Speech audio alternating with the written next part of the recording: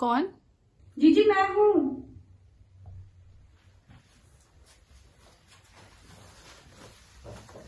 कहाँ थी आप? कब से ढूंढ रही थी मैं आपको। तुझे कौन बताया मैं यहाँ हूँ? किसी ने नहीं, आपको ढूंढते हुए खुद ही यहाँ आ गई। सुना आपने? क्या? सरजू के ऊपर इनाम रखा है।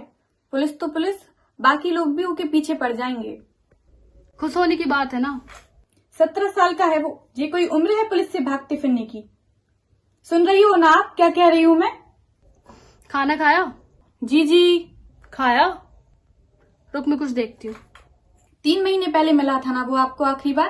कहाँ है, कैसा है, और आप ऐसे शांति से बैठी हुई हैं। क्या करूँ? का करूं का क्या मतलब? कुछ तो करो। आप कहो तो राजा जी से बात करने की कोशिश करते हैं। राजा जी से? हाँ ना, पंचों से अर्जी लगवाएंगे हम। वैसे भी राजा जी को सरजू का नाम तो पता ही होगा। तो फिर चले बात करने। राजा जी बात करेंगे तो शायद कुछ हो सके। नहीं। तो कैसी बैठी रहोगी? कुछ पूछ रही हूं मैं। आपको पता है कहाँ है वो? आपकी बात तो हुई होगी ना? नहीं। तो फिर पता करिए ना। उसे पता चलेगा कि आप मिलना चाहती हैं तो शायद आ जाए। क्या कहना चाह रही? यही कि आप कहेंगी, आप बात करेंगी तो शायद खुद को हवाले करने के लिए मान जाए। क्या कहना चाह रही है? पता भी है तुझे? गलत नहीं कह रही हूँ। खुद को हवाले कर देगा तो सिर्फ जेल में डालेंगे। पकड़ा गया तो पता है ना क्या होगा। बेवा तो हो ही, अकेली भी हो जाओगी।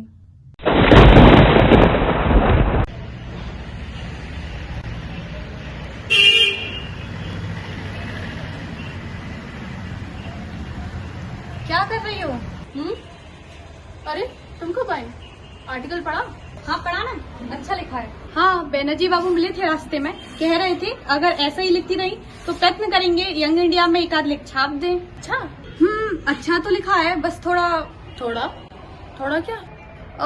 कुछ नहीं, वो तुम किसी उपन्यास पर काम कर रही थी ना, उसका क्या हुआ? हाँ लिख तो रही थी, पर अब मैं सोच रही हूँ कि रहने दूँ। मेरा मतलब अभी मेरा पूरा ध्यान सिर्फ लेख पे है।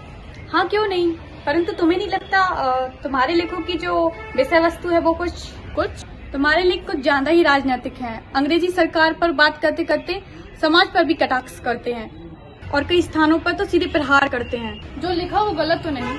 मेरे लेख आवश्यकता के अनुसार है। चीज की आवश्यकता समाज और सरकार को क्रोधित करने की। अरे अगर किसी को क्रोध आ रहा है इसका मतलब उसे पता है कि वो गलत है। सरकार की बात तो रहने ही देते हैं, परंतु ये समाज। तो क्या सबको आप ही जगाएंगी?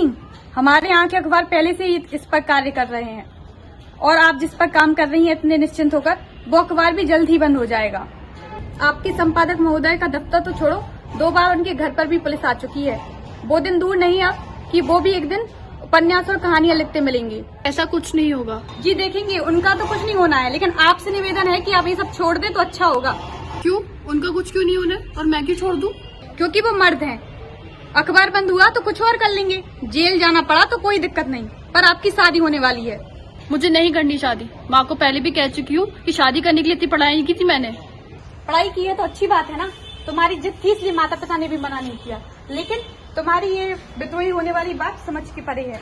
क्यों है समझ के परे? तुम्हारे खुद के परिवार वालों ने भी तो किया है ना विद्रोह, वो भी तो गए हैं जेल।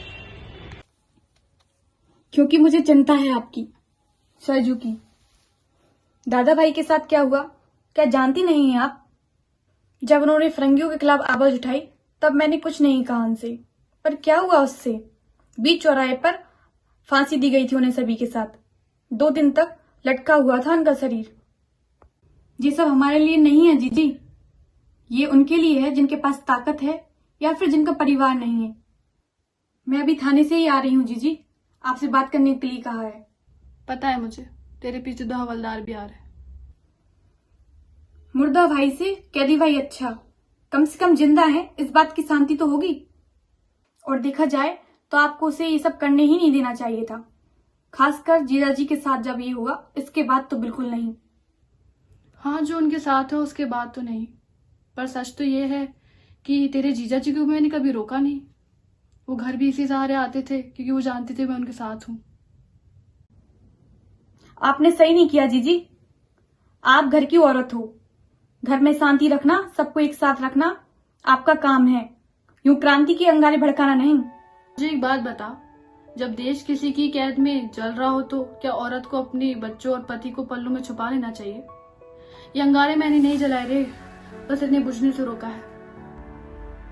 सरजू को अकल आएगी तो शायद। नहीं जाएगा, मर जाएगा, लेकिन खुद को हवाले नहीं करेगा। ये नहीं सिखाया मैंने उसे। वीरता या तो गलत को मिटाने में है या खुद मिट जाने में। मूर्खता और वीरता में एक महीन रेखा है और समझदार वही है जो इन दोनों में अंतर कर पाता है।